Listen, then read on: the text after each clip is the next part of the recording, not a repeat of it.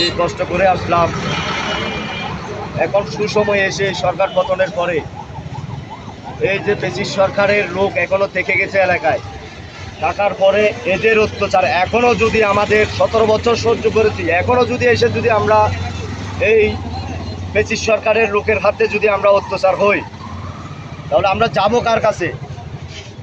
এই প্রতিবাদ সভা করার কারণ মূল উদ্দেশ্য হচ্ছে রাজানগর ইউনিয়ন শ্রমিক দলের অর্থাৎ সম্পাদককে নির্মমভাবে হত্যা করার পরিকল্পনা নিয়ে, দেশীয় অস্ত্র নিয়ে মেরে ফেলার হুমকির আরও আগে বিভিন্ন অ্যাঙ্গেলে মেরে ফেলার হুমকি দিয়েছে।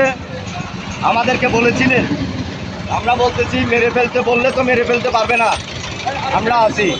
এখন হঠাৎ করে মনে করো শুক্রবারে এই যে দুর্ঘটনাটা ঘটাইছে, আমাদেরকে তো এদের পারিবারিক যদি কোনো শত্রুতা থেকে থাকতো আমাদেরকে বলতো, আমরা বসে ওটা আলোপ আলোচনা করতাম। ওটা না করে রাতের আন্ধারে যে মনে করো মেরে ফেলার হত্যা করার পরিকল্পনা করেছে, এটা আমরা সুস্থ বিচার চাই।